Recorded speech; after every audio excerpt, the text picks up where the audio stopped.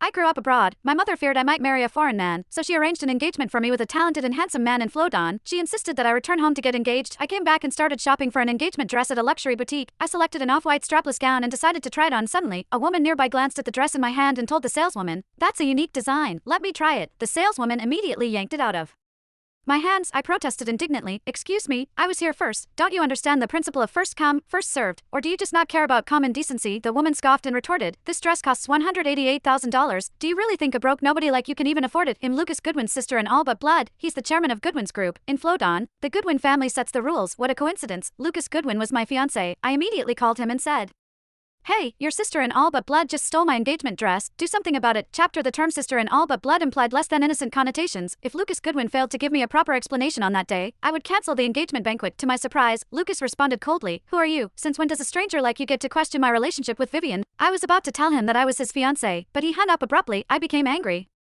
How dare he not save my contact information? Meanwhile, Vivian Morrow, who was standing beside me, grinned triumphantly. "You wench, did you really think having Lucas' number makes you special? Keep dreaming." She looked at me with open contempt. "Even the janitors at Goodwin's Group dress better than you." I had always preferred simple, comfortable clothes and never cared about brand names. I never thought that would give people a reason to look down on me. What era are you even living in?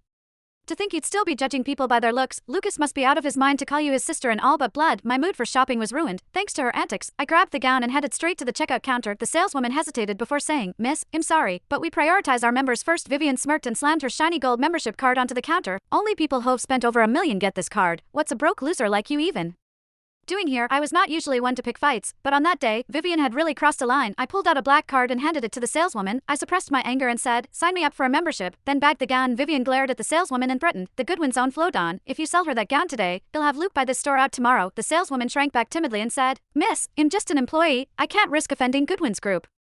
Several onlookers turned to me and offered me advice in whispers. "That's a mess, Morrow. I've seen her around. Lucas Goodwin spoils her rotten. You should just let it go. The last time someone crossed her, Goodwin's Group drove them into bankruptcy. You may have some money, but it's pocket change compared to Goodwin's Group. Just apologize to MS Morrow now and beg her to spare you." Flattered by their words, Vivian's ego swelled like a balloon. "You wench, get on your knees and say I'm a worthless poser, and sorry, maybe then he'll consider letting you off the hook." Chapter At 26 years of my life, I had never encountered anyone audacious enough to act so arrogantly in front of me. "Pardon, what did you just ask me to say?" "What? Are you deaf? Say I'm a worthless poser." "I'm sorry, do I need to spell it out for you?" I smirked. "I heard you. Since you're aware that you're a worthless poser, get out of my sight. Don't waste my time." When Vivian finally realized she was being mocked, she flailed her arms and charged at me. It was laughable to see her trying to attack me. I had a black belt in Taekwondo. Did she really think her flimsy punches would scare me? I sent Vivian crashing to the floor with a single kick. She howled in pain. The onlookers stared at me in horror. "Oh my gosh, did she just do that to MS Morrow? Mr. Goodwin is going to tear her to pieces once he hears about this."